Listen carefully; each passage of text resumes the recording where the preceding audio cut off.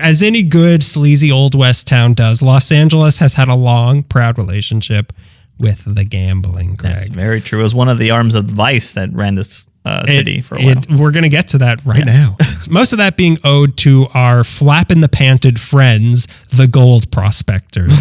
They loved gambling. Poker is a fairly old and fairly simple way to lose all your money playing cards, so naturally it was a favorite game of the gold diggers who came out to California in the 1800s, so it became a very popular card game in California in general, because the only people who lived here were gold diggers. Yes. And continues to this day. That is a very cowboy western game to be playing. I imagine, the cards are very worn out. Yeah. There's knives all over the table. There's 16 aces for some reason.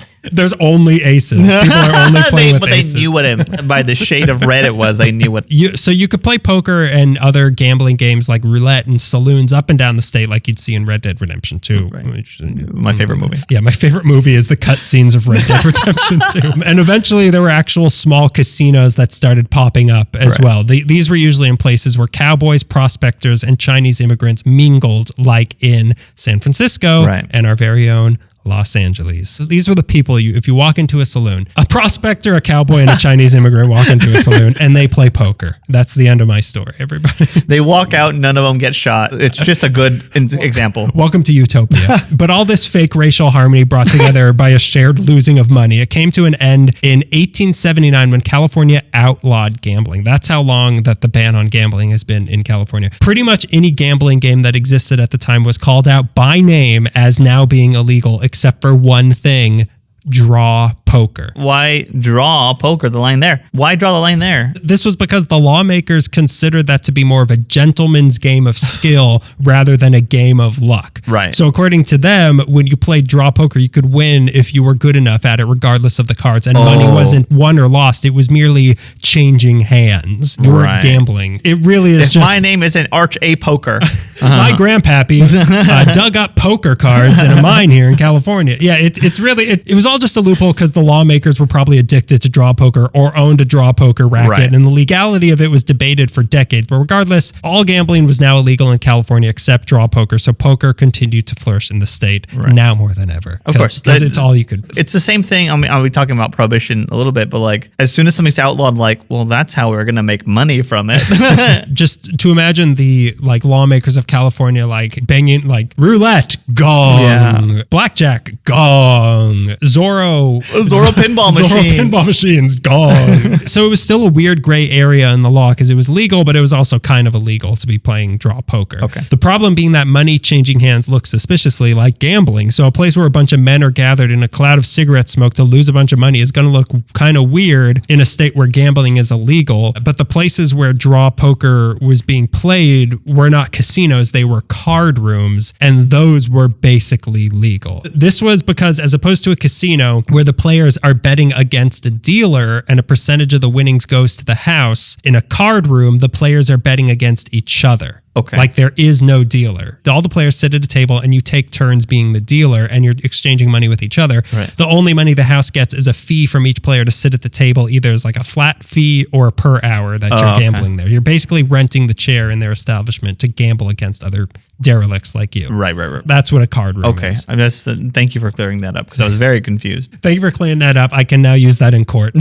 There were many places like these that popped up around here in the late 1800s, early 1900s, but the legal ones were outside of LA city limits because LA made even those illegal very early on. Right. But that didn't mean there wasn't still plenty of illegal card rooms within the city limits of Los Angeles, which were allowed to stay open because they were constantly paying off cops and the people in City Hall to stay open. This is the cardinal sin of Los Angeles. Like this is where all the corruption sort of stemmed from. Naturally, all of the corruption of this era was being funded by illegal gambling kingpins that ruled the underworld of LA. These were guys like Zeke Karras, who ran gambling out of a place at 326 South Spring Street, which is now the Ronald Reagan building. Suspicious. He ran a gambling ring of his own, am I right? The White House.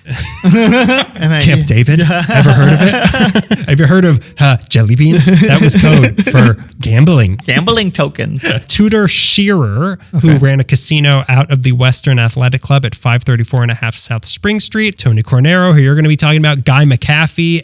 Ex-cop. Not surprising. Eddie Nealis, Chuck Addison, Ross Page, Johnny Rosselli, Jack Dragna. But the one man in particular who seemed to have emerged as the cardroom king of Los Angeles was Milton. For some reason, I saw his name and I thought, time to call out Milton Berle. Milton Bernard Page. Okay. The biggest gambling ring in town. Is that a Derringer under the table? No, it's Milton Berle. So Milton Bernard Page was born in 1887 right here in LA. He went to school one day as a kid wearing a farmer's hat, so the other kids called him Farmer, and the nickname stuck for the rest of his life. So this guy, you'll see his name as Farmer Page all the time. Father of Farmer John, of course. The first name is the family name. It's weird. They're Swedish. So Farmer Page worked as a newsie at Springer's Second in the early 1900s, where he was arrested multiple times for gambling. By 1910, he worked at Eddie Hook Stratton's cigar store at 631 South Spring Street, right behind Clifton's, out of which he ran horse racing bets, wherever you pluralize and INGIs those words. So that's where you would find me back then. Like a sweaty collar. Put it all against Seabiscuit. You can only breed a loser with a name like that. Trust me, Tobey Maguire is going to star in a movie about this horse that I'm betting on now, Mr. Bubblegum. Anyway, he was running horse racing bets out of this place, for which he was arrested. Then he started running a speakeasy at 223 East 3rd Street, which also had gambling, for which he was arrested. Right. Into the 20s, he started running a place at 120 West 3rd, right near the Bradbury. This place that's near there was the illegal gambling hub of Los Angeles. What really made him, though, was that he got involved with Charles Crawford's, the whole Spring Street gang. So now all of his illegal activity was being covered up and protected by the LAPD and City Hall in exchange for his dirty money. The corruption, buck starts here. I was wondering because he kept getting arrested. I'm like, well, he's not paying someone then. This was before he met the right. Right. Now he's with Charles Crawford. Before he met the wrong guy. Yeah, now he's, well, not just with Charles Crawford. The money he was taking in, that protection he was receiving, allowed him to eventually open up some 8 or 9 clubs around the city where illegal gambling was happening. There was one on Lankershim. He was involved with the Clover Club on the Sunset Strip that we talked about. Really famous, yeah. The Continental Club, which was in Glendale, which we also talked about in the Sunset Strip episode. He was referred to, Farmer Page, he was referred to as the gambling czar of Los Angeles and also the king of Spring Street's Monte Carlo. And he ran his whole empire out of an office in the Lowe's State Building at 703 Broadway, where the former State Theater now is. Wow, okay. Yeah, I think it's now a church. All this with full protection from the city. And with money and connections to the government comes power. So Farmer Page also had a strong political influence on the city behind the scenes to get what he wanted. Basically, he was running the city. We should probably clear up. I don't know when we brought it up, either in LA Not So Confidential or on LA Taco, but it would be like the gambling and brothels would generate all the money that would be fed into political campaigns for people who would protect the cops who were doing shakedowns, pay all the people up top. In both of my stories, you see so clearly the trail of corruption of it came from this poker game. Yeah. This illegal slot machine funded John Cryer. John Cryer. Not John Cryer. It is John Cryer. Ducky? Are you saying Ducky is tied up with the mob? You don't even know half of it. Wake up. You don't even know 2.5 men of it. George Cryer was the... Now I'm getting all my awful mayors of the 30s confused. One of them was in the KKK, and one of them ran the City Hall gang. One of them was a puppet mayor. And one of them is a millionaire.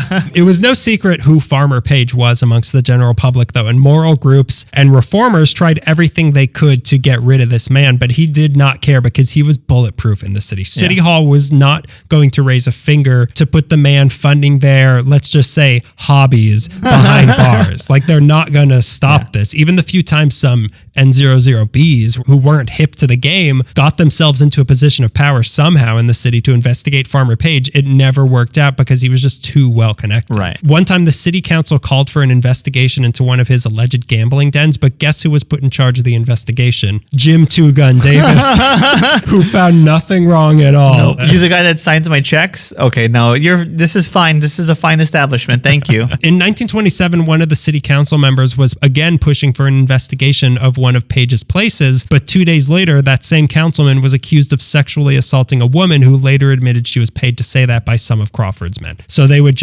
any attempt was going to be smeared. They were the boss at the end of the gauntlet, yeah. In 1937, he was named by an LA County Vice investigation as one of the 8 captains of the Los Angeles underworld, but no harm ever befell him as he lived out his life running gambling places up in Nevada because gambling started to change in LA now, didn't it? It did.